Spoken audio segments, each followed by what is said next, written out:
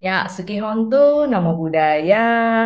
Selamat malam yang kami muliakan para biku sangga, samanera atasilani yang kami hormati Bapak Ibu dan saudara-saudari sedama. Perkenalkan, nama saya Juliana Chandra yang akan memandu acara pada malam ini. Sungguh berbahagia kita dapat bertemu lagi dalam acara Dharma Kaca Online season yang ke-6, episode yang ke-43.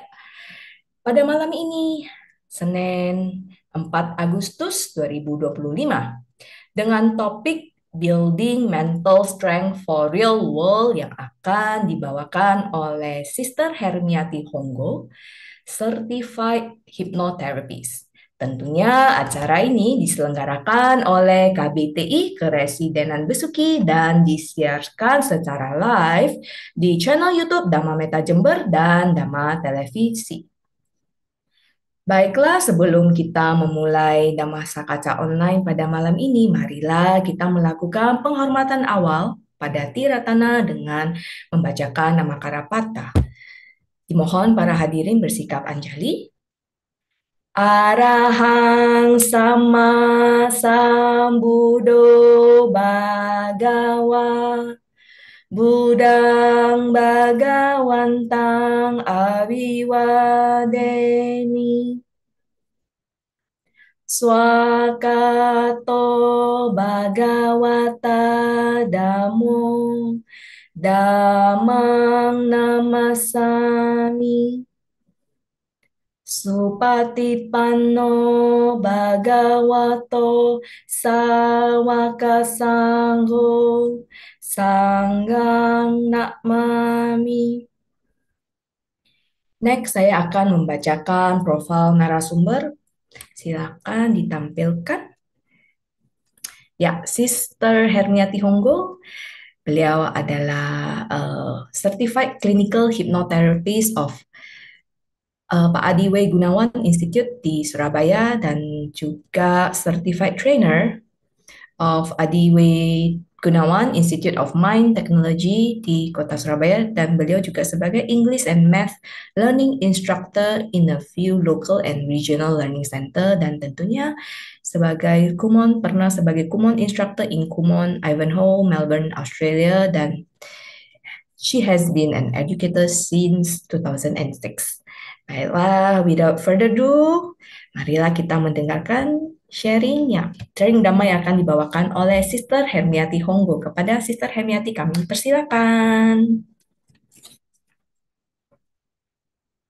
Ya, you can start now, Hmm. Sister. Halo Sukihontu, selamat malam semuanya. Selamat Malam, malam, Sis Juliana. malam, Very, Sister. very happy to be here again. Dan hari ini kita pembahasannya adalah building mental strength for the real world. Dan kita tahu ya, kita dibesarkan dari usia kecil. Setiap manusia itu pasti mengalami fase yang sama dari usia muda, dari bayi, anak-anak, remaja, kemudian menuju ke dewasa, kemudian menuju ke usia tua. Dan semua itu pasti punya tantangan-tantangan tersendiri. Dan dalam menghadapi real world ini, sebenarnya tidak hanya dialami oleh orang yang sudah dewasa sebenarnya. Tapi ketika masih remaja, masih di usia remaja, masih 20 tahunan, pada saat itulah kita biasanya baru benar-benar merasakan the real world itu bagaimana setelah selesai sekolah, ketika kita harus kuliah, ketika kita harus kerja, terutama masuk ke masyarakat.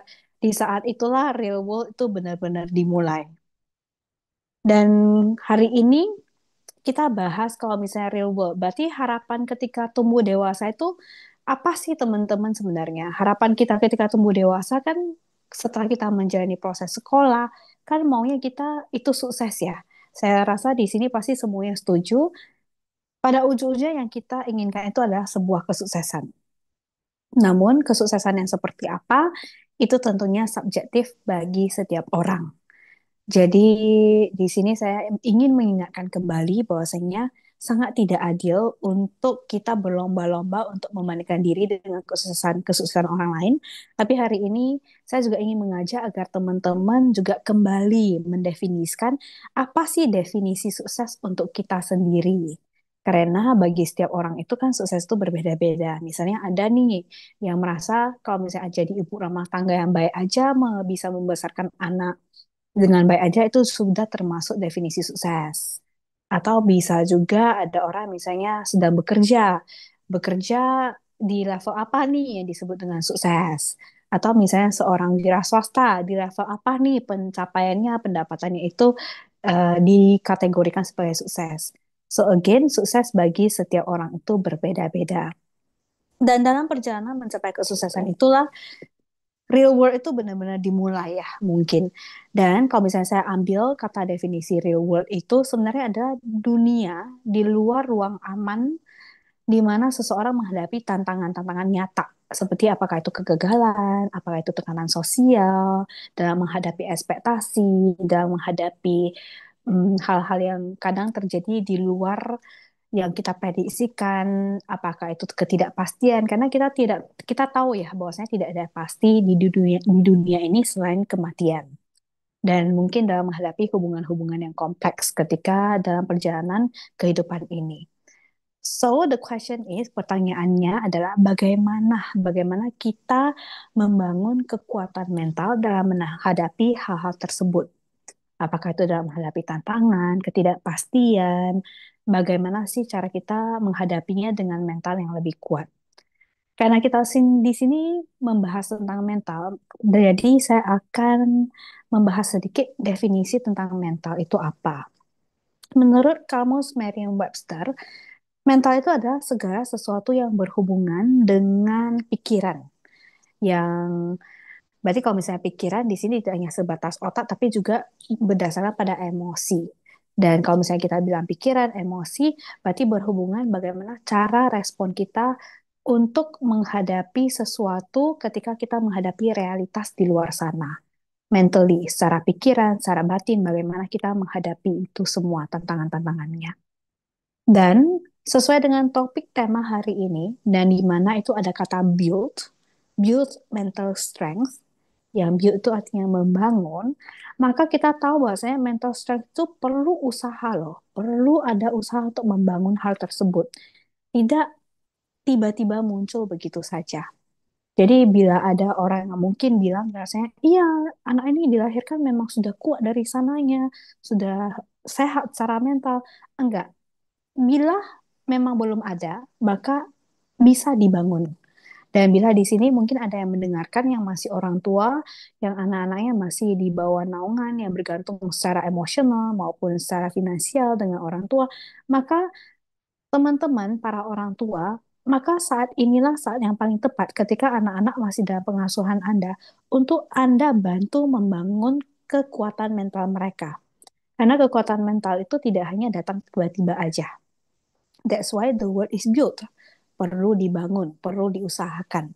Dan untuk orang dewasa yang mungkin sudah menjalani aktivitas apapun, sudah bekerja, yang perlu disadari adalah kita juga bisa loh membangun kesehatan mental sendiri, kekuatan mental kita sendiri. Dan oleh karena itu, mental strength itu apa sebenarnya? Kekuatan mental itu sebenarnya apa? Secara singkat, kemampuan secara singkat mental strength adalah kemampuan untuk mengolah pikiran dan perasaan secara sadar dan konstruktif serta konsisten dalam menghadapi tantangan-tantangan dalam hidup tanpa kehilangan kendali atas pikiran dan emosi sehingga tindakannya bisa sejalan dengan apa yang kita inginkan.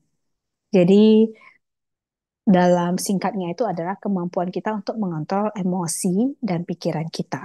Itu adalah bagian dari membangun mental strength. Yang kita tahu dalam agama Buddha itu salah satu cara untuk mengendalikan pikiran dan emosi itu bagaimana? Ya salah satunya dengan cara meditasi. Jadi mungkin pertanyaannya, jadi Bu, apa sih hubungan kekuatan mental itu dengan real world gitu kan? Bila diibaratkan dianalogikan sebagai sebuah pohon, maka bisa dibayangkan ya, misalnya pohon, kemudian ada batang, kemudian ada akar. Nah, kekuatan mental itu seperti akarnya. Akar yang benar-benar kuat menancap di tanah. Itulah kekuatan mental. Jadi kalau misalnya orang yang mentalnya kuat, itu kalau misalnya ada angin berhembus, itu berarti dia bisa dengan kokoh berdiri. Kalaupun misalnya biasanya ada angin yang lebih kencang lagi, ada angin yang lebih deras lagi, ada hujan deras, mungkin dia goyang, pasti mungkin dia bisa goyang, tapi dia tetap bisa berdiri tegak setelah setelah itu semua selesai. Apa yang di luar kendali kita. Nah, real world itu apa? Real world itu ya diibaratkan sebagai angin tadi, sebagai hujan tadi. Di mana ketika ada tantangan itu ibarat angin, kita nggak tahu kapan datangnya. Kita nggak tahu angin ini seberapa kenceng. Kita nggak tahu hujan ini kapan bisa turunnya seberapa deras, seberapa lama gitu. Dan itu kan semua kejadian alam yang tidak bisa kita kontrol ya, yang di luar kendali kita. Berarti angin, hujan, apakah itu panas teriknya, apakah cuacanya karena kita tidak bisa mengontrol. Jadi yang bisa kita lakukan itu adalah bagaimana kita memperkuat akar tersebut agar lebih grounded. Sehingga ketika ada hal-hal di luar sana yang terjadi, kita tidak mudah goyah atau bahkan tumbang. Itulah sebenarnya kekuatan mental. Dibilang saya ibaratkan seperti pohon yang berdiri di luar sana. Dan pertanyaan-pertanyaan yang ingin saya ajukan kepada teman-teman nih yang sekarang mungkin mendengarkan secara live ataupun nanti melalui recording.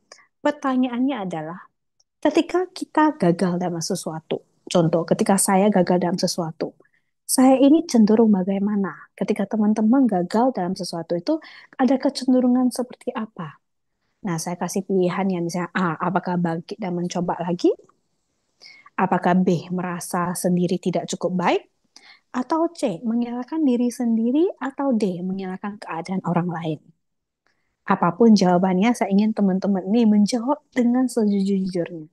Ketika dalam menghadapi kegagalan, kita ini cenderung A, bangkit dan mencoba lagi, B, merasa tidak cukup baik, C, menyalahkan diri sendiri, D, menyalahkan orang lain. Dan pertanyaan yang kedua, saat kita merasa ditolak atau diabaikan, misalnya di sini mungkin ada ya yang aktif bergerak di bidang marketing, jualan, ataupun dalam hal apapun ketika mengajak teman gitu kan. Saat kita merasa ditolak atau diabaikan, biasanya reaksi kita bagaimana sih? A. Bersikap biasa aja. B. Overthinking sampai berhari-hari gitu kan. Tidak hanya berjam-jam tapi berhari-hari. Dia kok nggak balas chatku ya? Dia ini kok saya ajak nggak mau ya? Apakah kita overthinking? Atau C. Marah dan menarik diri. Terakhir malah kita yang blok dia mungkin ya. Atau D. Pura-pura tidak peduli tapi di dalam itu sakit hati. Jadi bagaimana nih reaksi kita ketika kita merasa ditolak atau diabaikan?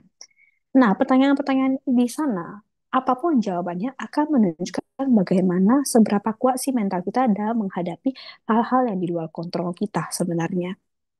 Dan teman-teman, pada intinya adalah membangun mental strength itu adalah berarti kita mampu memahami pikiran dan mengelola emosi sehingga kita bisa memilih respon yang lebih tepat dan sehat.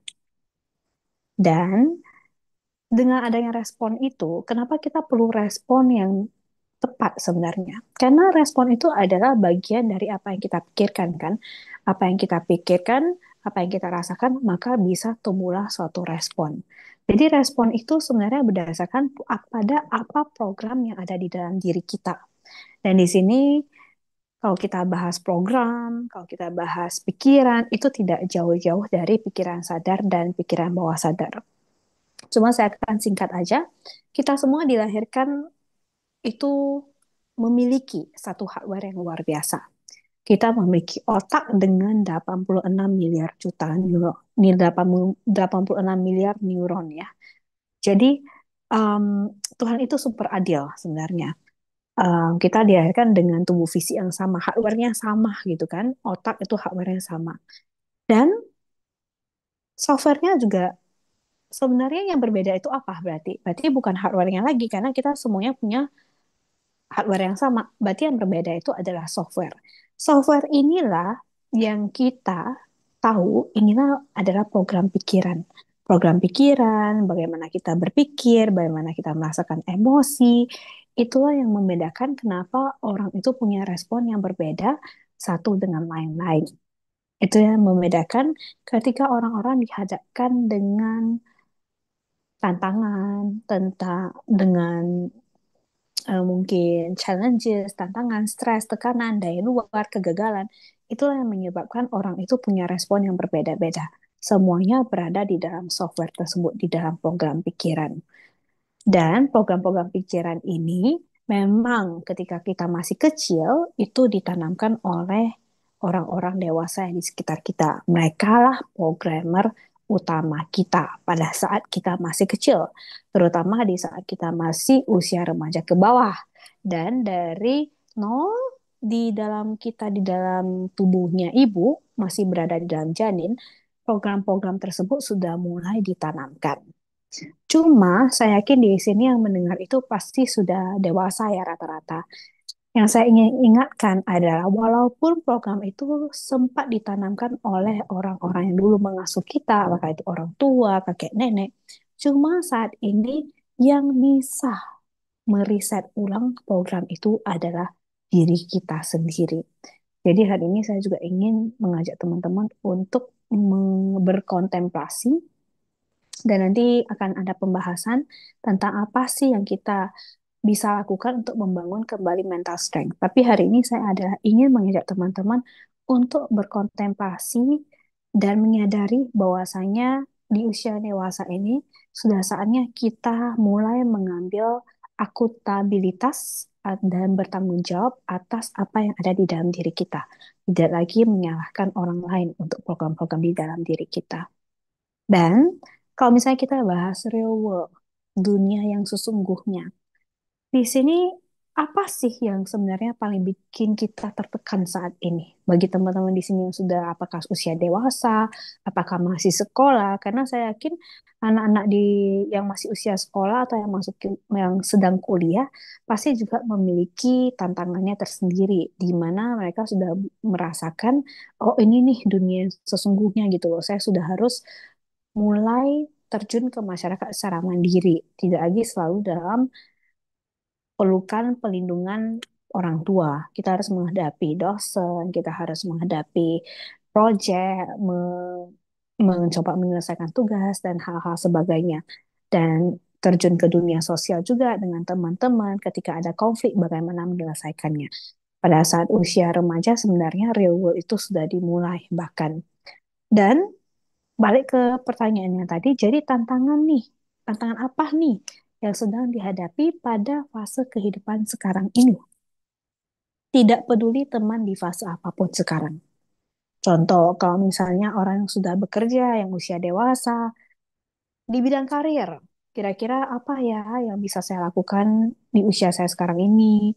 Apa mungkin ada teman-teman yang sedang menghadapi kegalauan karena ketidakpastian tentang karir yang sedang dijalani, atau mungkin ada yang kuliah juga, ada kegalauan dalam menghadapi tantangan dalam menyelesaikan tugas, dan adakah tantangan atau tekanan untuk bisa mencapai sukses dengan cepat gitu, dengan instan.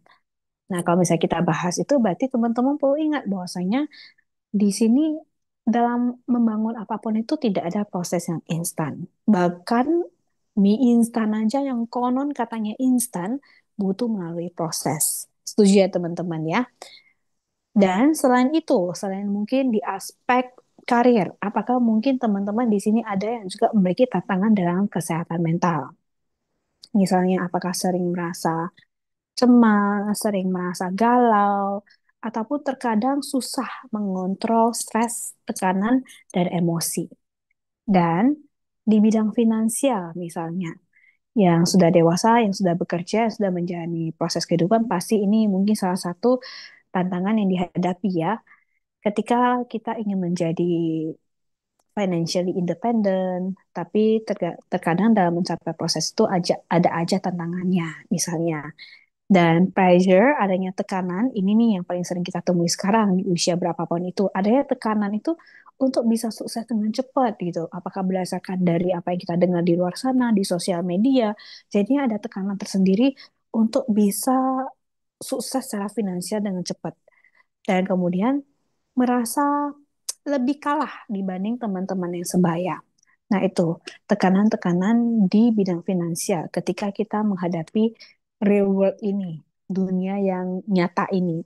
Dan ada juga misalnya yang paling sering dialami tantangan-tantangannya dalam menghadapi real world ini adalah ada orang yang merasa identitasnya itu hilang, di mana mereka tidak lagi tahu mereka ini sebenarnya siapa. Misalnya para ibu nih, ibu rumah tangga, karena terlalu sering menjalani peran sebagai seorang ibu, jadi ketika anak-anaknya sudah beranjak dewasa, kadang mereka kehilangan identitas itu karena anaknya sudah punya mulai ada kehidupan tersendiri.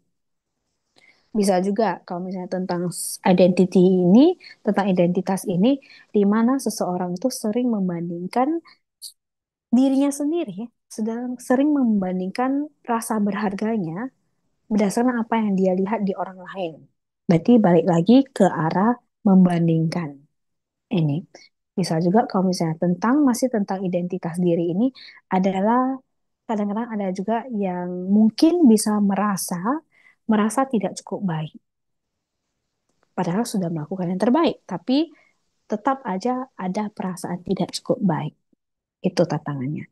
Dan teman-teman, yang ini mungkin sering kita dengar, tapi saya biasanya akan tetap mengungkit hal ini, karena saya rasa ini penting di era yang sekarang ini, yaitu sosial media.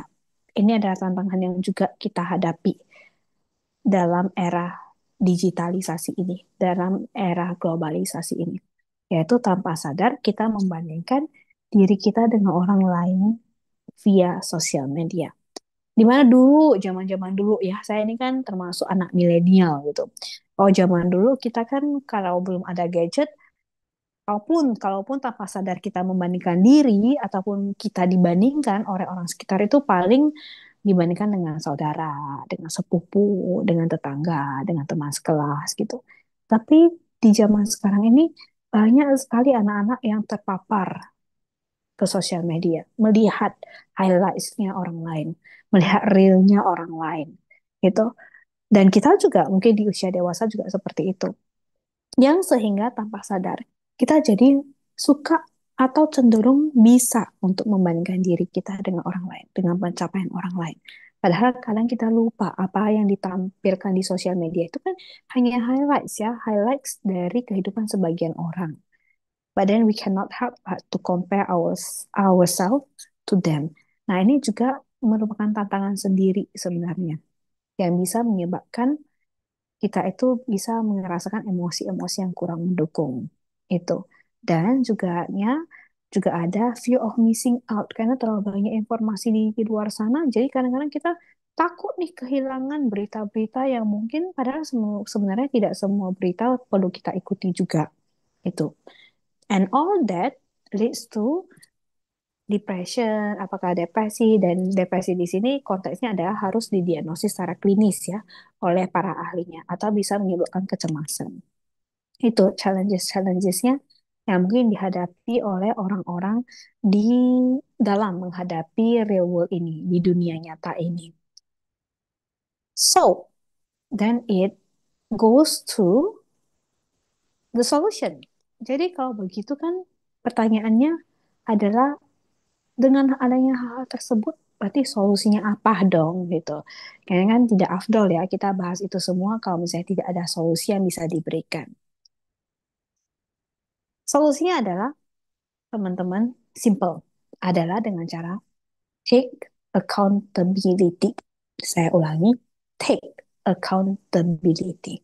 Ya artinya naikkan rasa tanggung jawab bahwasanya Anda punya bagian dalam membuat diri Anda lebih baik. Ini adalah tanggung jawab Anda untuk membuat diri Anda lebih baik. Take accountability. Ya artinya apa? Semuanya dimulai dari diri sendiri, tidak dimulai dari orang lain. Bila Anda merasa punya tantangan-tantangan yang tadi saya sebutkan di awal sebelum ini, maka ini adalah waktunya bagi Anda untuk bertanggung jawab untuk mengambil kembali, membangun kembali, mengambil tanggung jawab, membangun kembali kekuatan mental Anda. So take accountability. Kita bisa mulai dengan apa? Mudah. Saya akan mulai dengan A, B, C, D, E. Dan kita akan bahas satu per satu. A itu apa? We will start with A. Awareness. So remember, A is for awareness. Awareness itu artinya apa? Awareness itu artinya sadar. Kita harus mulai tumbuh menjadi seseorang yang sadar dengan emosi sendiri. Sadar dengan apa yang ada di pikiran kita, program-program pikiran kita. Kita harus sadar. Karena dengan adanya kesadaran itu, maka baru kita bisa mencoba memulihkan dan memperbaiki apa yang perlu diperbaiki dan apa yang perlu dipulihkan. Itu start from awareness. Jadi coba kita cek-cek kembali, ada nggak sih sebenarnya program-program pikiran yang tidak lagi mendukung hidup kita, belief-belief yang tidak lagi perlu ada di dalam diri kita. Itu awareness. Misalnya, ada nggak sih emosi-emosi yang sebenarnya, oh, this is not healthy anymore, we no longer need that. Misalnya emosi takut berlebihan, apakah cemas berlebihan, itu. Dan semua itu teman-teman bisa diatasi dengan cara-cara yang berbeda, tergantung teman-teman itu nyamannya dengan cara bagaimana. Bisa dengan, kalau misalnya saya hipnoterapis, berarti salah satunya dengan cara hipnoterapi, apakah dengan cara meditasi, dengan bimbingan yang benar, ataupun bisa ke konselor, bisa dengan berbagai cara. Tapi itu harus dimulai dengan adanya kesadaran dalam diri sendiri bahwa saya kita mau berubah ke arah yang lebih baik. Kita mau menuntaskan emosi-emosi yang tidak lagi mendukung itu dengan adanya awareness. Dan again, take accountability. Kita yang bertanggung jawab pada emosi kita sendiri, bukan orang lain. Tidak untuk menyalahkan pihak manapun. So is A dengan adanya kesadaran. Dan B itu apa? So A awareness, B is for boundary. Boundary, batasan. Batasan itu seperti apa sebenarnya? Batasan itu adalah the courage to say no to things that don't deserve our attention and energy anymore. Contohnya, boundary itu tidak hanya tentang orang sebenarnya, tapi boundary itu bisa juga kita dengan informasi yang seperti kita bahas, yang seperti saya bahas tadi, yang tadi dengan sosial media, kita harus bisa menetapkan boundary kita dengan sosial media, dengan informasi yang kita belum tahu ini benar atau enggak. Jadi kita batasi diri kita juga sebenarnya. So we have to give boundary dari kita sendiri ke apakah itu orang, apakah itu event, apakah itu informasi. Kita harus punya batasan-batasan itu. Say no, berani untuk bilang tidak. Ini adalah hal yang perlu kita ingatkan juga untuk anak-anak muda zaman sekarang, untuk anak-anak kecil. The courage to say no. Agar apa? Agar mereka tidak terlalu mudah untuk terperangkap dalam tekanan peer pressure, tekanan dengan teman-teman seusia mereka yang mungkin belum dewasa dan belum bijaksana dalam membuat keputusan itu. So the boundary to say no. Contohnya apa? Contohnya adalah ketika misalnya kita ada ajakan nih untuk ABC, padahal kita masih ada prioritas untuk hal-hal yang lain. Itu, the courage to say no itu adalah bagian dari sebenarnya kekuatan mental. Karena tidak jarang loh kita menemukan di ruang terapi itu kami sebagai terapis itu, Bu, saya ini kok orangnya people pleaser ya, people pleaser gitu loh. Saya susah nih bilang enggak sama orang lain, takut orang lain tersinggung gitu. Nah, itu adalah bagian dari itu, kesusahan untuk menentukan batasan. So, setting a boundary is very important. Dan tidak hanya dengan orang, ingat informasi juga. Itu. So, A, for awareness, B, boundary, C, dan sekarang kita masuk ke C, critical thinking. Critical thinking itu beda dengan keras kepala ya, beda dengan tidak mau menerima saran orang lain. No. Critical thinking itu adalah bagaimana kita punya ketajaman mental untuk menganalisa apa yang benar atau skeptisnya di arah yang benar. Itu. Jadi critical thinking itu adalah tidak untuk membuktikan orang lain itu salah. Tidak. Jadi, tapi critical thinking adalah lebih ke arah diri sendiri. Oh, kenapa ya saya bisa berpikiran seperti itu? Itu critical thinking juga loh. Artinya kita tidak lagi menyalahkan orang lain. Kita cari tahu kenapa ya saya ada beli-beli seperti ini ya. Terutama beli-beli yang tidak mendukung misalnya. Contohnya, kenapa ya saya itu kok merasa saya orangnya pemalu ya? Kenapa gitu? Kenapa saya bisa ada emosi ini ya? Itu critical thinking yang terhadap ke dalam diri. Atau bisa di luar juga. Contohnya, ketika kita dapat satu informasi, kita boleh kok skeptis. Kita boleh skeptis dalam arti kata adalah kita mau cari kebenarannya seperti apa. Makanya dalam Buddhis, kita sebagai umat Buddhis kan ada yang namanya ehipasiko ya, lihat dan buktikan sendiri itu. Jadi we have to develop ketajaman mental critical thinking terhadap informasi-informasi itu. Dan juga bisa diaplikasikan juga ke dalam diri sendiri. Jadi bila ada emosi, ada belief-belief yang kurang mendukung, contohnya apa belief yang tidak mendukung. Misalnya saya kan orangnya pemalu, misalnya cari uang itu kayaknya susah lah sekarang zaman sekarang itu adalah belief-belief yang belum tentu mendukung hidup Anda loh sebenarnya. Contoh, saya orangnya memang kayaknya slow learner, itu kayaknya kalau misalnya disuruh belajar apa aja susah gitu. No, it is a belief. Itu semuanya adalah program pikiran. Jadi itu kita gali kembali kenapa ya saya bisa merasa saya itu slow learner itu. Itu adalah critical thinking yang kita bisa aplikasikan ke dalam diri. So it can work both ways, outside and inside. Dan sekarang kita akan masuk ke D. Berarti tadi A is for awareness, B is for boundary, C for critical thinking, dan sekarang kita akan masuk ke letter D, which is to discover. Discover itu artinya apa? Discover itu artinya temukan lagi diri Anda. Temukan dari diri Anda. Ya artinya, temukan diri Anda itu di aspek yang membangun. Drop label-label yang tidak berguna. Discover yourself and drop the unnecessary labels. Contohnya label seperti apa? Saya orangnya memang pendiam. Oh, saya orangnya introvert.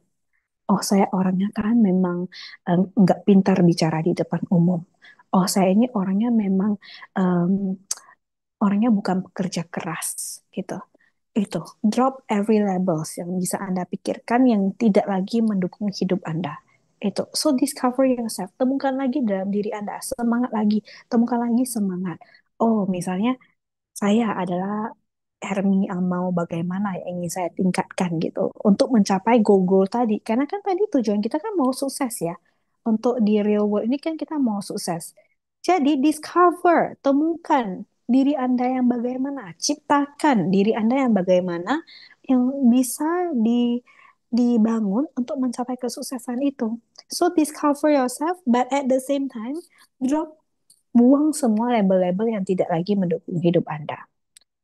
Contohnya, misalnya kita mau jadi guru nih, butuh guru. Goal kita adalah mau jadi seorang guru yang sukses, atau aku mau jadi pembicara yang sukses misalnya. Let's say guru dulu. Kita mau jadi guru yang sukses, berarti kita mau jadi guru yang misalnya terbuka dengan anak-anak, bisa pandai berbicara, empati. Berarti kita harus memiliki sifat-sifat itu. Dan kalau misalnya Anda punya goal itu, tapi ternyata di dalam diri Anda, saya kayaknya susah nih dekat sama anak-anak gitu kan. Saya ingin jadi guru, tapi kayaknya kok saya itu pemalu ya kalau bicara di depan umum. Berarti Anda masih punya beli-beli yang tidak mendukung. Anda masih punya label-label yang melekat pada diri Anda. Nah, saat itulah kita lepaskan. Karena sesuai dengan ajaran agama Buddha juga, anatta, keakuan. Aku itu yang mana sebenarnya? Jadi coba kita lepaskan label-label yang sudah tidak lagi tidak tidak mendukung hidup kita, tapi bangun karakter yang Anda inginkan agar Anda bisa mencapai tujuan Anda ke depan, agar bisa mencapai sukses yang sudah Anda tetapkan sendiri. Contoh, misalnya kita mau bekerja di bidang marketing, mau ajak teman untuk membeli sesuatu, mungkin di bidang apapun itu. Berarti yang paling penting apa? Yang perlu kita hilangkan labelnya adalah aku nggak bisa ngomong, aku kayaknya nggak punya bakat untuk ngajakin orang. Itu. So, buang. Buang label-label yang tidak lagi mendukung hidup Anda.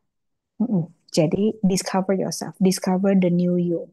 So, that is discover, but at the same time, drop every label that not needed for you to achieve your success. So A for awareness, B for boundary, C critical thinking, D discover. Dan kita akan mulai masuk ke yang E, letter E, yaitu environment. Environment itu berarti adalah lingkungan.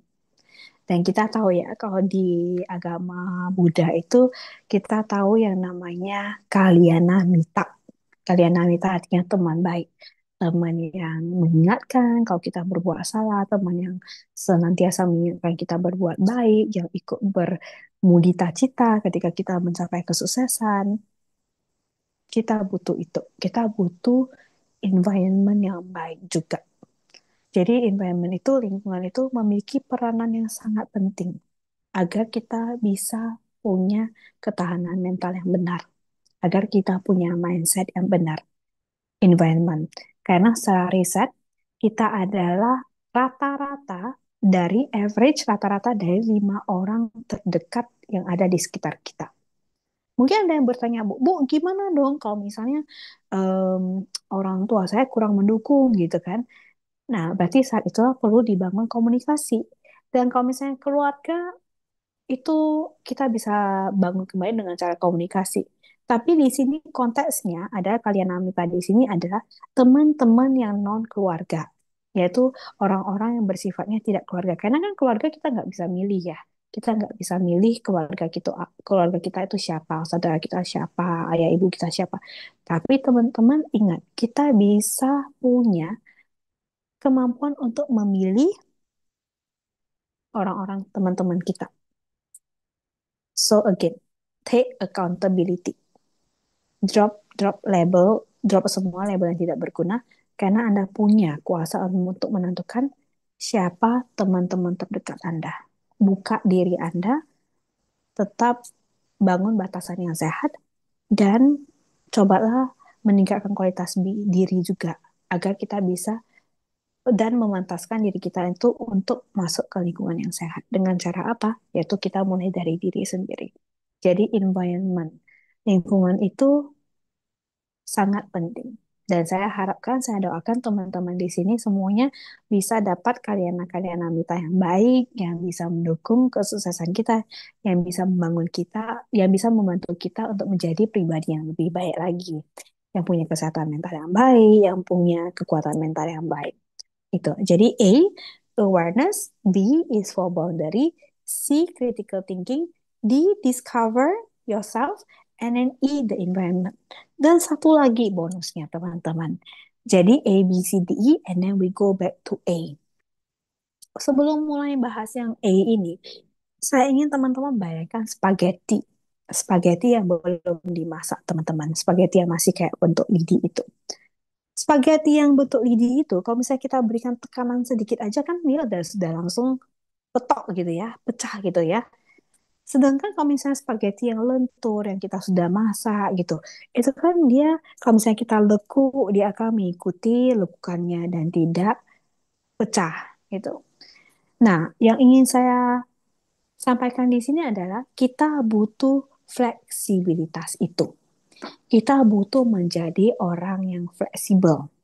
Yang artinya di sana adalah bonusnya adalah adaptation, adaptability.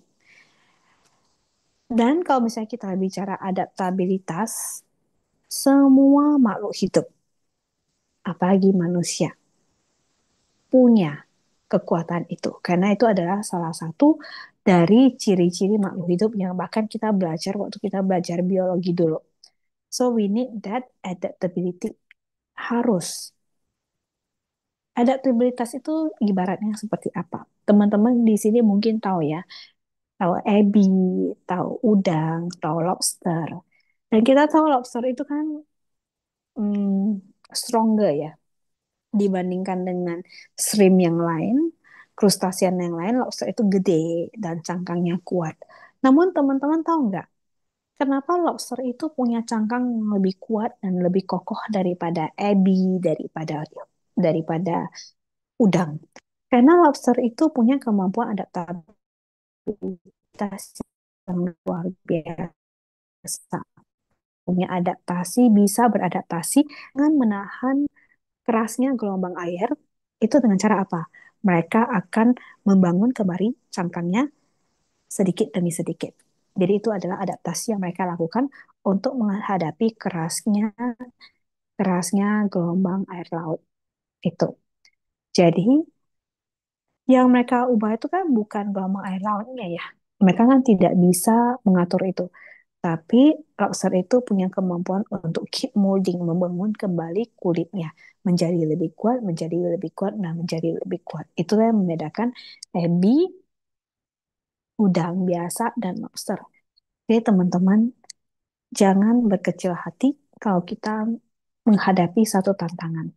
Karena pada akhirnya adalah bagaimana setelah kita keluar dari tantangan itu, setelah kita punya kemampuan adaptabilitas, kita tadi mempraktekannya yang A, B, C, D, E itu, maka kita akan menyadari, oh kita punya kekuatan itu untuk keluar dari masalah itu. Dan ingat, lobster, di mana tantangan yang di luar sana itu hanya akan membuat mereka menjadi pribadi yang lebih kuat. Oke? Dan so teman-teman, pesan saya pesan-pesan saya adalah is okay teman-teman di sini kalau misalnya kita belum bisa if we haven't figured it out yet, kalau misalnya di sini ada teman-teman yang masih usia usia remaja, masih usia dewasa muda, it's okay if you don't have it figured it all out yet. Kembangkan aja diri sendiri, kembangkan aja kompetensi diri sendiri. Nah, critical yang tadi juga itu juga adalah bagaimana kita terus terus menerus mengembangkan potensi diri kita. Jangan mudah puas dengan apa yang ada di dalam sini, yaitu ilmu-ilmu yang selama ini diperoleh. Terus belajar, terus mengembangkan diri. Itulah bagian yang sangat penting dari diri kita. Jadi kelilingi diri sendiri dengan orang-orang yang memang senang belajar, yang senang mengembangkan diri. Ini, so it's okay if you don't have it or figure it out yet. Inilah masa-masa eksplorasi Anda. Yang penting kita terus mengembangkan diri sendiri. Itu. Dan teman-teman, the way we speak to ourselves matters more than what others say about us. Jadi apa yang ada di dalam sini, apa yang kita katakan di dalam sini, itu lebih penting daripada apa yang orang lain katakan. Yang artinya, orang lain boleh bilang kita tidak berguna. Tapi balik lagi ke apa yang kita bilang ke dalam diri kita. Apakah kita merasa berguna, apakah kita merasa mampu, apakah kita merasa berdaya. Itu. Kalau misalnya kita dalam sendiri aja punya label-label yang tadi, saya izin menggunakan kata label itu lagi. Kalau misalnya kita dalam diri ini sering ada kata-kata yang kita ucapkan, saya nggak bisa, saya orangnya minderan, saya ini nggak pintar-pintar amat. Hati-hati dengan kalimat-kalimat itu. Jadi balik ke awareness. Coba sekarang teman-teman mikir kembali, kata-kata apa sih yang sering kita ucapkan ke dalam diri kita? Ketika kita diberikan proyek, ketika kita diberikan peluang, apa yang kita ucapkan ke dalam diri kita? Ketika kita melihat sesuatu, coba telaah kembali apa yang kita sering ucapkan ke dalam diri kita. Dan semoga teman-teman di sini bisa ada punya perasaan berharga, bisa ada perasaan pantas untuk mendapatkan hal-hal baik dalam hidup. So again, it goes back to keep growing. Teruslah belajar, teruslah mengembangkan diri. Oke, okay? Haus dengan ilmu-ilmu pengetahuan. Dan kemudian mental strength itu, kekuatan mental itu tidak sama dengan berpura baik-baik saja. Kita boleh kok merasa tidak baik-baik saja. Kekuatan mental itu bukan berarti tidak pernah stres, tidak pernah sedih, tidak pernah marah gitu, tidak pernah merasa galau. Bukan itu. Kita boleh merasakan hal-hal tersebut. Cuma pertanyaannya adalah berapa lama dan intensitasnya seberapa besar dan frekuensinya seberapa sering. Jadi mental strength itu is not about we being okay all the time. Tidak, tidak harus yang selalu baik-baik saja. Tapi bagaimana ketika kita menghadapi tantangan, cobaan, kita bisa fokus mencari solusi. Kita bisa menemukan adaptabilitas kita yang sebenarnya sudah harusnya menjadi bagian dari kita sebagai makhluk hidup itu. Bagaimana kita belajar untuk fleksibel itu dengan mempraktekkan yang tadi A, B, C, D, E tadi. Oke, okay? So mental strength is learning how to fall and rise with awareness. Bagaimana kita bisa bangkit, kita bisa dengan cepat kembali ke diri kita yang lebih kuat lagi setelah menghadapi tantangan-tantangan yang tadi. Jadi mungkin ini dulu dari saya. Oke, pesan terakhir adalah ingat, A is for awareness, B is for boundary, C is for critical thinking, D is discover yourself, drop unnecessary labels, I kelilingi diri sendiri dengan lingkungan yang baik, dengan kalian wanita yang baik, dan bonusnya tapi yang paling penting adalah adaptabilitas. Kita harus menjadi orang yang fleksibel. Sekian dulu dari saya. Saya akan kembalikan ke Sister Juliana untuk melanjutkan kembali acaranya. Terima kasih. Sadu, sadu, sadu. Luar biasa, Sister Hermiati Honggo. Thank you. Saya juga mencatat nih. I think apa ya, start from take accountability first ya. Betul. Kemudian tadi Sister membahas tentang awareness, start from awareness, even like maybe mindful talking, mindful eating, mindful drinking, everything mindful. I think even mindful sleeping. And then set boundary. We should have courage to say no. Mhm. And then critical thinking itu ada mengupas tentang ehipasiko ya. Mm-mm. So, and then D is discover, temukan lagi diri Anda, ciptakan diri Anda, bangun karakter yang Anda inginkan, whereby actually kita arsitek, kita yang menjadi arsitek untuk diri kita sendiri. Terus environment, good environment, kalian namita yang baik. And then closingnya tadi tuh sum up tentang take accountability dan adaptability. Mm-mm. Betul ya. Luar biasa, bener-bener Thank you. tanpa slide dan very smooth. Ya, kita masuk ke Q&A session. Bagi saudara-saudari sedama yang di Zoom, silakan mengetik di chat atau di YouTube di kolom komentar. Oke, kita masuk ke question. Mental strength untuk anak-anak, apa yang paling basic dan untuk dilatih karena kekuatan tidak terbentuk sehari dan butuh proses. Mm-mm. Silakan, Sister. Oke, berarti pertanyaan adalah bagaimana membentuk mental strength itu di dalam diri anak-anak ya. Mm-mm. Betul. Nah, anak-anak juga sama sebenarnya. Jadi apa yang kita tadi bahas itu bisa juga kita terapkan di anak-anak, yaitu adalah kembangkan daya adaptasi dalam diri anak-anak. Dan biasanya kita bisa lihat loh, sebenarnya anak-anak itu adaptasinya lumayan fleksibel ya, dia actually very flexible. Tapi kadang-kadang ada orang tua yang malah terlalu overprotective, terlalu takut anaknya itu, aduh nanti dikit-dikit trauma gitu ya. Jadi saran saya kepada orang tua masa sekarang itu jangan takut anak-anak dalam menghadapi tantangan di luar sana. Bahkan ketika usia sekolah, anak-anak ini adalah hal ladang yang sangat bagus bagi mereka untuk berlatih sebenarnya. Jadi contohnya, bila anak-anak memiliki problem dengan teman-teman mereka, let them solve it by themselves. Itu adalah salah satu cara untuk mengembangkan kekuatan mental di dalam diri anak. Bahkan misalnya, contohnya, bila anak-anak itu lupa membawa sesuatu atau misalnya lupa mengerjakan sesuatu yang mereka perlu pertanggungjawabkan kepada guru mereka, let them face it. Karena ini adalah waktu yang tepat bagi mereka untuk belajar untuk bertanggung jawab. Again, taking accountability kan. Ya udah kalau misalnya lupa bawa bukunya, kamu bilang sama missmu gitu loh. Cuma ya kita harus tahu juga missnya memang punya kemampuan untuk memberikan hukuman ataupun anjuran yang tepat ya. Berarti di sana asumsi saya adalah antara orang tua dan guru itu sudah punya visi dan misi yang jelas gitu. Sudah percaya lah sama gurunya bahwasanya mereka bisa membimbing anak ini. Jadi itu adalah salah satu caranya. Jadi untuk anak-anak itu disiplin itu sangat penting. Jadi enggak over permisif, juga enggak over protektif. Itu adalah cara yang baik untuk mulai membangun karakter mereka mulai sekarang, ketahanan mental mereka. So, parents kalau misalnya ingat kalau anak-anak ada masalah di sekolah, kita boleh bimbing, kita boleh mendukung dari belakang, tapi trust them enough that they can solve it. Apalagi misalnya Saya pernah dengar nih, mumpung ada pertanyaan ini ya, ada misalnya orang tua yang terlalu ikut campur, padahal itu hanya masalah anak-anak dengan anak-anak. So let them solve it gitu. Biarkan mereka itu belajar untuk mengurusi masalah mereka sendiri. Sesimpel apa? Sesimpel itu, misalnya nggak buat PR. Sesimpel lupa bawa buku. Jangan dikit-dikit di Gojek, di Grab gitu ya. Saya tahu memang zaman sekarang ini memang sudah mudah gitu ya.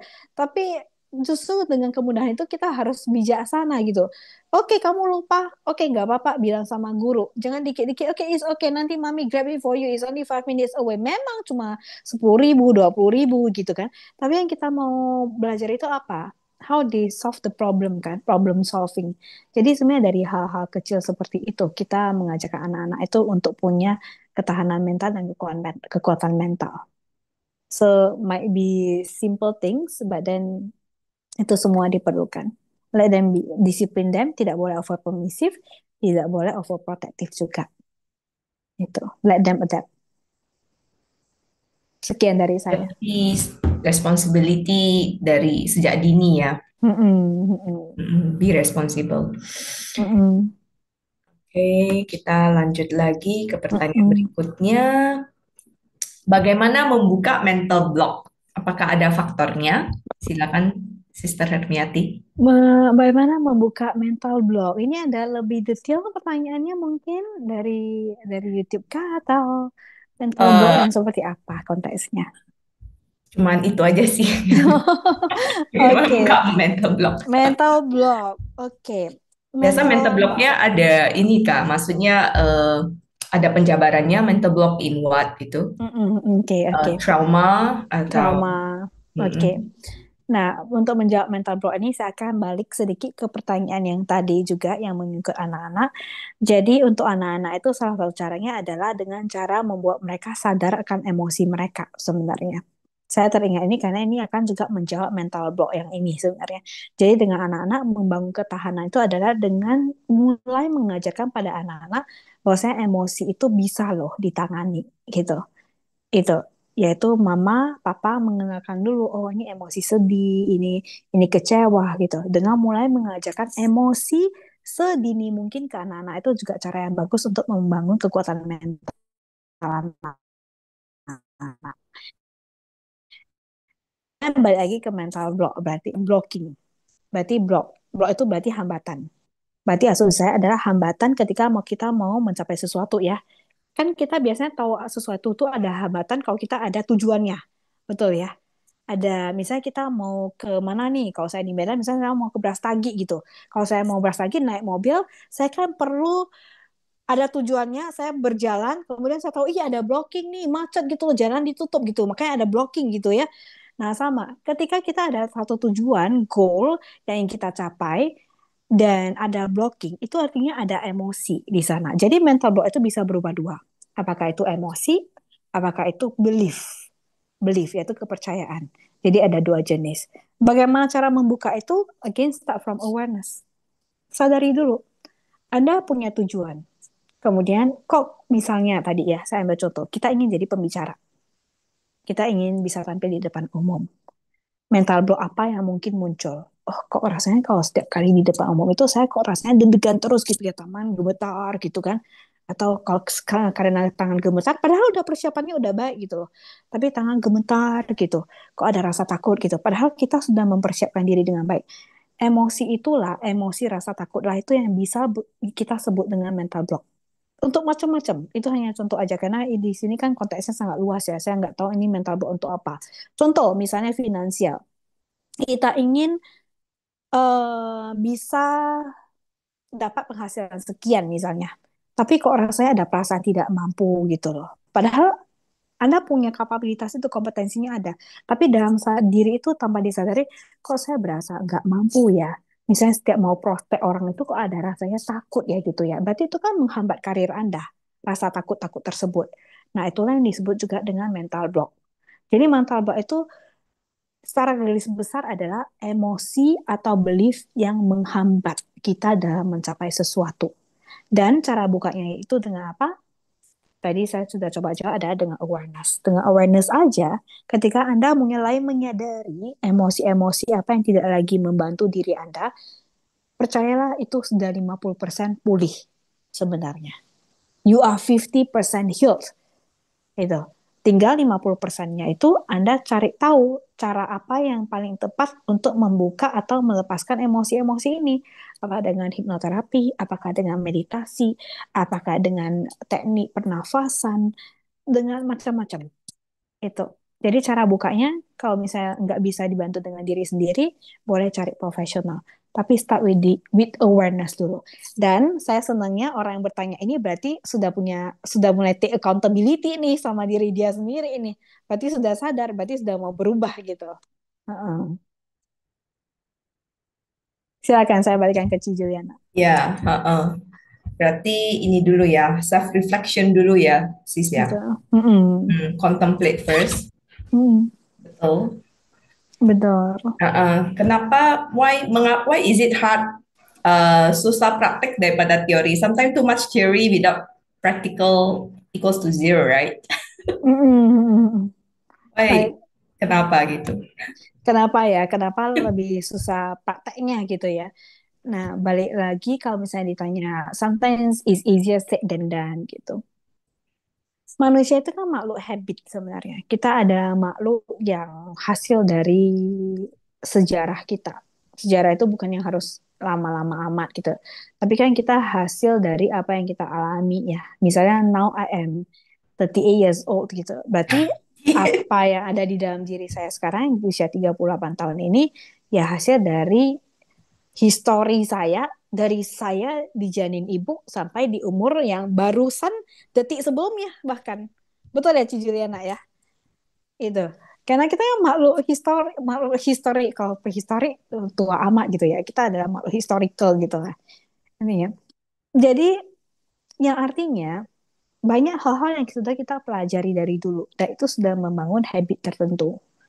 Sehingga ketika kita mau bangun habit baru, mau bangun suatu kebiasaan baru yang membangun karakter yang baru itu ya butuh proses juga sebenarnya.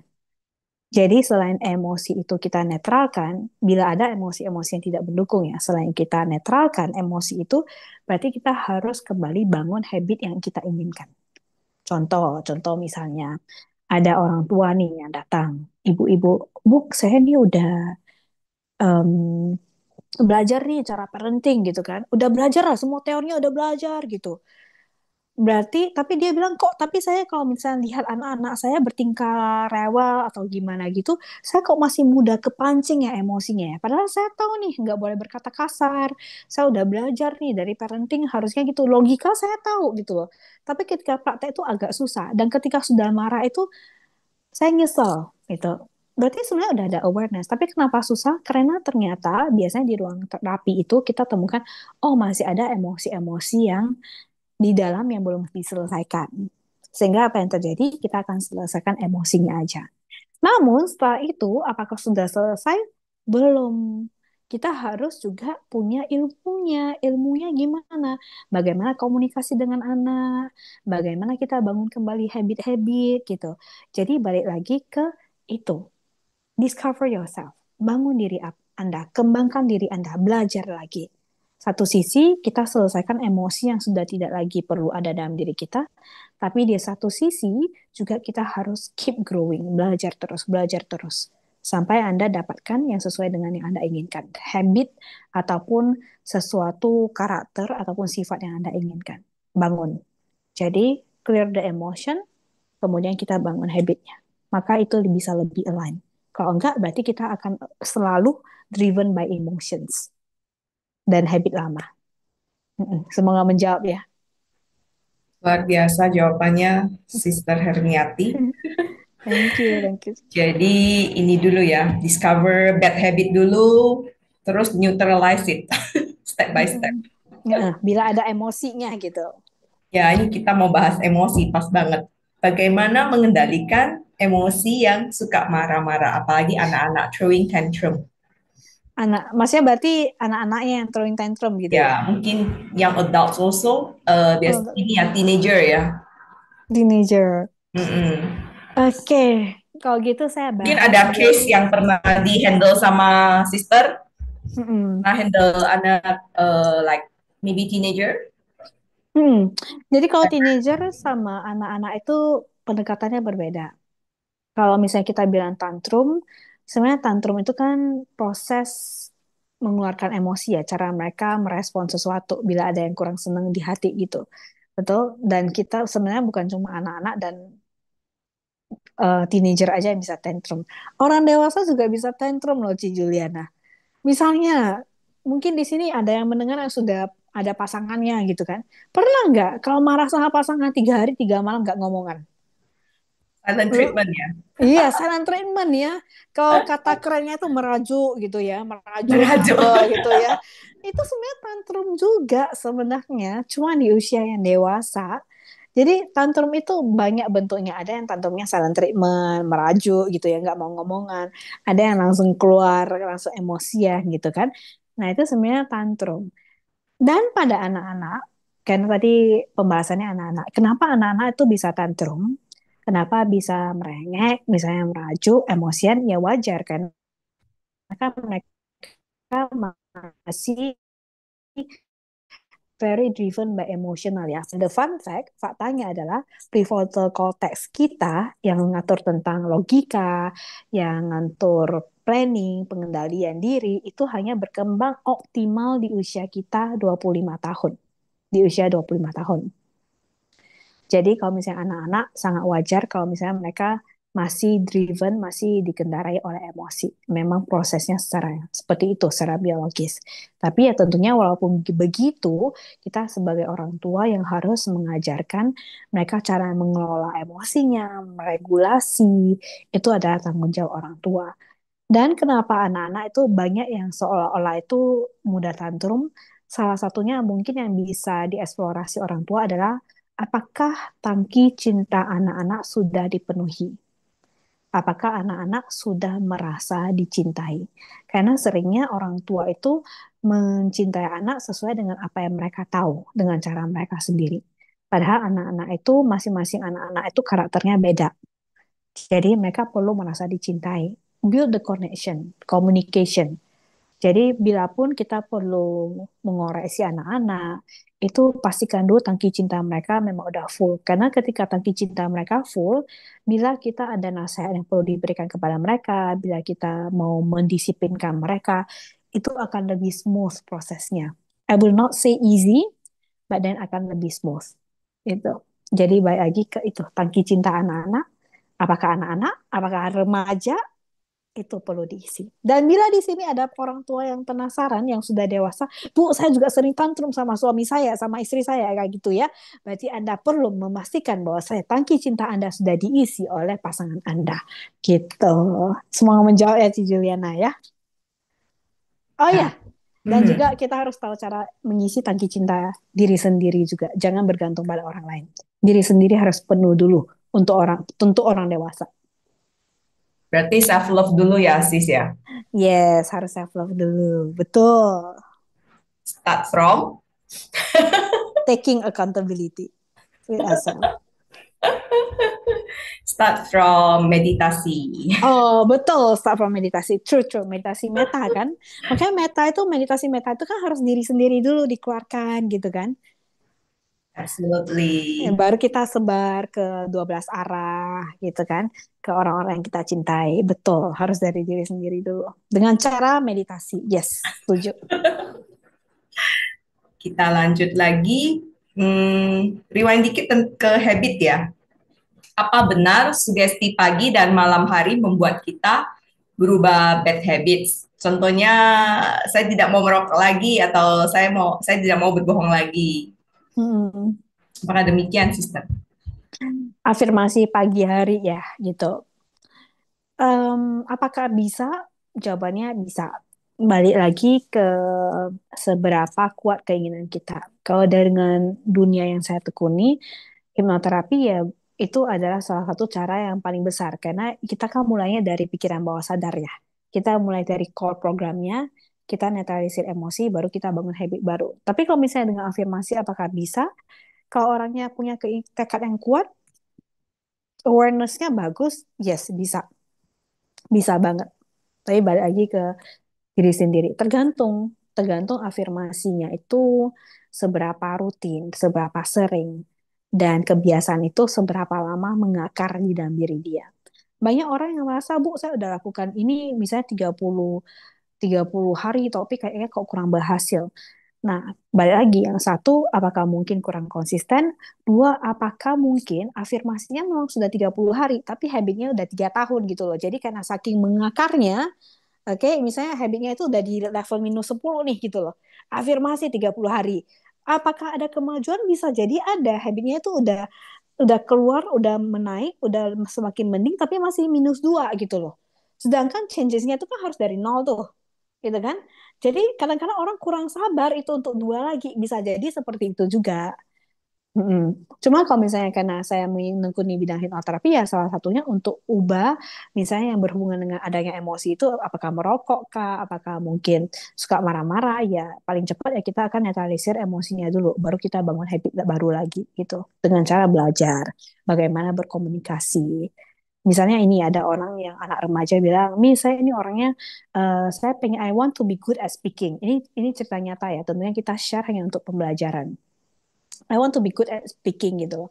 Dan anak ini punya potensi gitu. Tapi dia merasa dia kurang mampu. Berarti yang kita lakukan apa? Kita clearkan emosinya dulu, rasa malunya, rasa tidak berdayanya, ataupun misalnya ada emosi-emosi yang terlanjur nyantol di dalam diri dia.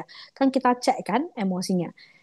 Tapi selain itu perlu apa lagi? Ya you go learn public speaking gitu loh. Kan nggak ada yang tiba-tiba oke emosi saya udah clear gitu. Tapi saya mau speaking tiba-tiba dengan harapan udah bisa ya nggak bisa kan? Berarti kita harus belajar skillnya lagi itu. Sama juga ketika kita mau bangun kebiasaan baru.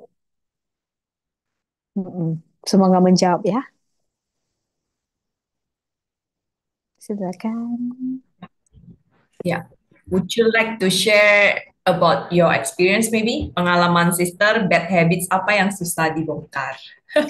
Wah, ini out of the box banget ya pertanyaannya ya. Habit yang susah dibongkar. Oke, mungkin habit apa yang habit yang itu saya ada kepikiran satu karena ini kemarin saya baru bahas juga dengan klien saya di ruang terapi. Jadi ceritanya klien ini mau bangun habit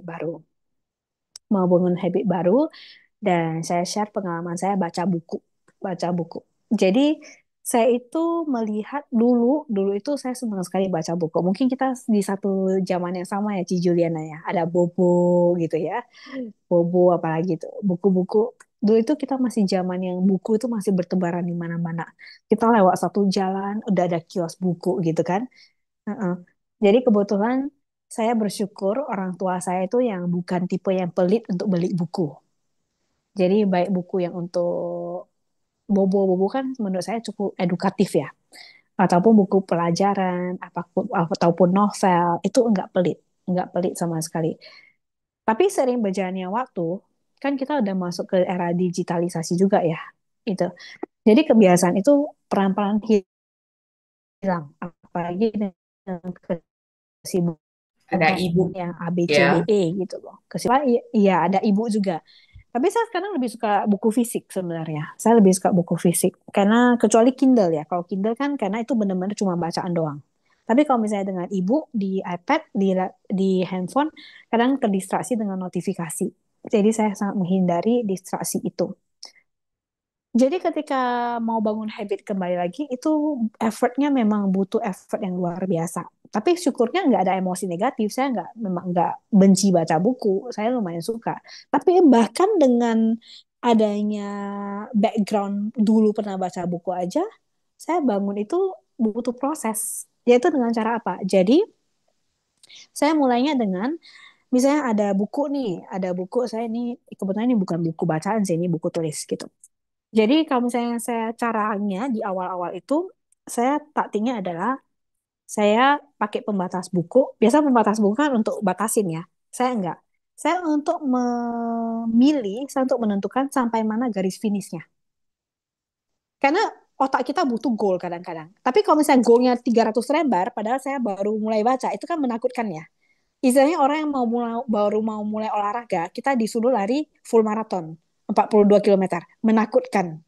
Eh, jadi yang saya lakukan adalah saya mau selesaiin ini nih, buku 300 lembar ini nih. Saya mulai dengan bagaimana, oke hari ini saya tidak terlalu ambisius lah, saya 3 lembar dulu. Saya taruh bookmark di sana. Jadi ketika saya mulai, oke saya tahu goalnya ada di mana nih, ending line-nya ada di mana nih, gitu kan? Ha-ha. Terus besoknya lagi, ya udah kalau misalnya 3 masih bisa saya lanjut. Kalau enggak, oke saya cukup berpuas hati di day one itu dulu sampai di sana dulu. Nah itu saya rutinkan terus. Oke hari ini 5 lembar. Kalau misalnya terlalu capek 1 lembar pun cukup. Itu. Nah itu cara bangun habit baru khusus di baca buku. Jadi artinya adalah kita butuh tahu goal kita sampai di mana dan buat goalnya yang realistis. Itu akan membuat kita lebih mudah untuk mencapai habit baru tersebut. Contohnya mau olahraga. Kalau misalnya kita bilang mau kurusin 20 kilo gitu kan rasanya agak aduh gimana gitu ya. Tapi kan lebih mudah kalau misalnya udah saya pokoknya 15 menit dulu deh naik ke treadmill gitu. Itu kan lebih realistis ya. Jadi buat yang lebih jadi tipsnya adalah sesuatu yang bisa kita langsung dapat efeknya. Yang goalnya kita bisa serasa-rasa nyelesain, tapi tidak mengganggu goal yang gede yang di sana itu. Contoh, saya mau nyelesain satu buku ini, ya udah saya mulai dengan selesaiin 5 lembar dulu. Tapi kan ujung-ujungnya saya akan nyelesain 300 lembar juga, secara bertahap. Tapi ada hasil akhir yang ingin kita lihat. Goalnya itu kelihatan gitu. Semua menjawab ya, Ci Juliana. Berarti step by step gitu ya. Jadi Heeh. seperti meditasi dong. The first Heeh. week 1 week, the second week 2 minutes gitu ya. Sorry, the first week 1 minute, the second week 2 minutes, Betul, betul. Jadi kan sampai nggak. 52 weeks, right? 1 year kan ada 52 weeks, so 52 minutes. Mm-mm. Tapi kalau disuruh duduk, maksudnya oke ya, apakah orangnya aktif gitu ya, langsung disuruh duduk 2 jam kan momok mungkin ya gitu ya. Ya, jadi yang kita tahu in the end we will reach that, tapi kita buat jadi lebih kecil-kecil lagi. Tapi we know that goal yang itu tidak boleh diganggu gugat. Kita akan tetap menuju ke sana. Gitu. Sama Yep, juga dengan habit habit barunya itu. absolutely. Yang penting konsistensi sih. Mm-mm. Konsistensi. Betul, Tekad dan niat. betul, setuju. Ya, Virya ya kalau tekad ya. Wirya. Aditana juga. Oh ya, betul, betul, betul, Aditana. Bagaimana treatment, kita lanjut lagi, bagaimana treatment terhadap hubungan orang tua dan anak-anak yang jauh. Misalnya orang tua sibuk kerja, jadinya nggak ada quality time dengan anak-anak. Mungkin it Mm-mm, happens ya. mm-mm. Silakan, Suster. Bagaimana, bagaimana hubungan orang tua kalau misalnya anaknya sibuk, oh, orang tuanya Itu sibuk yang kerja sibuk. ya berarti. Mm-mm. Hmm, kalau misalnya ada keterbatasan waktu dan ini biar orang tua jangan berkecil hati juga, sebenarnya kuncinya ada pada kualitas. Jadi kuantitas itu tidak selalu menandakan kualitas sebenarnya. Jadi jangan berkecil hati bila teman-teman di sini ada yang memang sibuk bekerja. Yang penting kualitas set waktu minimal 1 jam, setengah jam, tapi benar-benar tanpa gadget. Benar-benar bonding time dengan anak-anak. Jadi set kayak hari ini ya, pokoknya setengah jam ini kita ngobrol gitu. Ataupun kalau misalnya tidak setiap hari bisa gitu, tapi jangan masing-masing pegang handphone gitu loh. Tapi nonton hal yang sama gitu loh. Tapi sambil dipeluk-peluk anaknya, dielus kepalanya gitu. Pastikan anak itu terisi tangki cintanya itu terisi dengan itu. 5 cara biar mudah ingatnya adalah fast G. Jadi F fisik, physical touch, fisik. A kata-kata afirmasi. S itu L service. T itu adalah time, quality time, dan G itu gift giving. Tapi gift giving itu bukan harus yang gede-gede gitu, enggak harus yang mahal-mahal, enggak. Hanya sesimpel kita ingat gitu loh. Misalnya, oh tadi mami Ice cream. kenapa? Iya bisa es krim juga gitu. Ice cream, Tapi ice cream. bisa es krim juga, tapi jangan tiap hari gawat juga itu kan. Gula gitu kan. In moderation. Misalnya tadi nampak es krim boleh tuh. Ini kan tadi mami lihat di soalnya ini es krim kesukaan kamu, makanya mami beliin gitu. Nah kita ngomong ketika kita ngomong itu udah dapat kata-kata afirmasi loh. Jadi jangan anggapan, iya anak-anak udah tahu lah pasti saya sayang sama dia gitu. Mana ada mama yang nggak sayang sama anaknya gitu. Enggak, ibu-ibu, bapak-bapak ya. Butuh diomongkan gitu ya. Orang-orang, para istri sama suami aja senang kan kalau pasangannya bilang I love you, betul? Anak-anak juga gitu. Jadi kata-kata afirmasinya juga tetap perlu. Benar, Ci Juliana? Sehat-sehat, Ci Juliana. Absolutely. Yeah, we Iya, usually we say I love you before we hang up the phone. iya Yeah, gitu. hang up the Jadi phone. Jadi butuh buat dibilang tadi mami ingat kamu, jadi mami beliin ini atau nah itu udah dapat tuh kata afirmasinya atau misalnya berikan pujian yang tepat sasaran. Pujian yang memuji proses, bukan hasil akhir. Mami lihat tadi kamu begitu hardworking loh hari ini ngerjain PR-nya. I can see your effort. Good job gitu. Nah kita nggak bilang good jobnya pas dia udah nyelesain PR-nya. Enggak. Kita nggak bilang good job because you do it all correctly. Enggak. Tapi kita puji dengan prosesnya. Itu kata-kata afirmasi. Act of service boleh. Misalnya pas lihat mereka lagi ngerjain PR atau lagi ngerjain project gitu kan. Dikasih kayak ini ya sedikit semangka gitu. Act of service sambil di tap-tap di belakangnya itu bisa. Kalau misalnya sama-sama sibuk, anak juga biasanya sekolah dari pagi sampai malam, berarti itu quality time-nya itu harus benar-benar kualitas. That's why it's called quality time, bukan quantity time gitu kan. Jadi kualitasnya betul-betul dijaga. No handphone, no gadget, hanya benar-benar ngobrol dan tatap mata. Jadi tatap mata itu penting sekali, eye contact. Jadi untuk parents, how to stay connected to your kids, make sure the love tank is filled. Mereka itu dicas yang sesuai dengan casnya masing-masing. Jangan ini handphone misalnya merek tertentu, oke merek A gitu. Kita kan nggak boleh bilang merek ya di sini ya. Misalnya merek A tapi pakainya charger yang B gitu. Enggak nyambung gitu. Jadi harus memastikan anak merasa dicintai. Oke, they need to feel love. Itu is the best way. And quality, nggak apa-apa kalau memang sama-sama sibuk, quality tapi konsisten. Kuncinya adalah konsistensi juga di sini. Mm-mm. Dan komunikasi, komunikasi. Mungkin next kita bisa bahas ya bagaimana cara bangun komunikasi. Jadi komunikasi, the kids needs to be, saya singkat aja, the kids needs to feel seen and heard. Itu, seen and heard. Berarti ditunggu episode berikutnya ya. Ya, semoga. Ya, tapi nanti mungkin ada pakar komunikasi yang lain jangan bisa juga ngobrolin gitu ya. Ya, they need to feel seen and Seen heard and and heard. understood gitu ya. Seen and heard and understood. Mm-mm. Yep, yep. And physically lah. Mm-mm. Physically and emotionally has to be there. Parents harus ada di sana.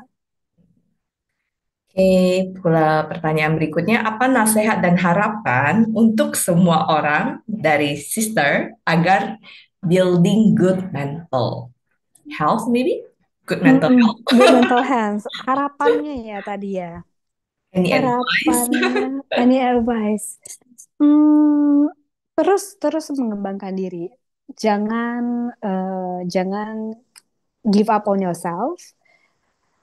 Terus belajar mengembangkan diri dan ingat kita ini adalah makhluk yang adaptif kok harusnya. Jadi kalaupun ada emosi, kalaupun ada belief-belief yang terlanjur ada, jangan berkecil hati. Ingat, take accountability. That is the only message yang benar-benar saya ingin bilang ke teman-teman semuanya. Take accountability. And remember that we are a very adaptable person. We are born to be like that. So, that's it. And keep learning. Itu aja sih. Keep learning and keep growing. Keep learning, keep growing. Wah, luar biasa. To sum up, mungkin bisa memberikan closing statement for today's sharing. Oke. Okay. To the sharing, saya senang sekali ya hari ini saya bisa hadir kembali di acara hari ini, sharing about my thoughts. Dan harapan saya adalah yang tadi awareness, boundary, critical thinking, discover environment, dan adaptation. Menurut saya ini adalah kualitas-kualitas yang sangat perlu dimiliki oleh setiap orang karena di hidup itu kita tidak pernah tahu akan ada tantangan apa. Yang pastinya saya percaya tantangan apapun itu sebenarnya adalah agar kita bisa bertumbuh, agar kita bisa naik kelas. Sama seperti anak-anak yang mereka naik kelas dari level 1, level 2, level 3, dan seterusnya. Dengan terus belajar, kita di usia dewasa itu juga jangan berhenti untuk belajar lebih dan lebih lagi. Karena hanya dengan belajar itu, kita akan menjadi seorang manusia yang bisa menghadapi tantangan-tantangan yang berbeda di kemudian hari. Jadi istilahnya ya kita sedia payung dulu sebelum hujan. Baik, saya izin kutip seperti apa yang Ci Juliana bilang tadi adalah keep growing and keep learning. Itu Sadu, aja dari kami. sadu, sadu. Mm-mm. Cu. Luar biasa untuk sharingnya malam hari ini, Mm-mm. Sister Hermiati. Ya, Mm. baiklah. Closing statement tadi eh, merupakan ya, sorry. So, eh, terima kasih atas waktunya, Sister Hermiati udah Thank you. sharing yang luar biasa tanpa slide. So, we have to be attentive before. And actually, I jot down the main points. So, selanjutnya sesi Patidana. Oke, silakan ditampilkan operator. Ya, baiklah. Marilah kita berbagi jasa kebajikan kepada sanak keluarga yang telah mendahului kita dan semua makhluk yang berhubungan karma dengan kita. Pati dana. Punya sida nikata sa yana nani kata ni me te sanca bagino hontu satanan pa pamanaka ye piya gunawan taca maya mata pita dayo dita me capya dita wa ane maja tawerino sata titan tilokasmin te duma catuyonika panceka catuwokara samsaranta bawa bawe nyatame patidaname anumo dantu te sayang ye cima napajananti dewa te samiwedayo maya dinyana punyana anumodana hetuna sabe sata sada hontu awera sukajiwino kema padan capa pontu te sasa sijatang subang sadu Aduh. sadu Mm. sadu. Saya mewakili keluarga besar KBTI Kresidenan Besuki mengucapkan anumodana kepada Sister Hermiati Honggo yang telah meluangkan waktu untuk sharing building mental strength for real world. Semoga karma baik yang tercipta hari ini bisa bermanfaat kepada semua makhluk. Baiklah, marilah kita menutup kegiatan malam ini dengan membacakan nama Karapata kepada para hadirin. Dimohon untuk bersikap anjali. Arahang sama sambudo bagawa Budang bagawantang abiwademi Swakato Bhagavata Damo Damang Namasami Supatipanno Bhagavato Sawaka Sanggo Sanggang Namami Sabe sata bawantu sukitata. Semoga semua makhluk berbahagia. Sadu, sadu, sadu. Baiklah, selanjutnya ke slide announcement. Silakan ditampilkan operator. Terima kasih.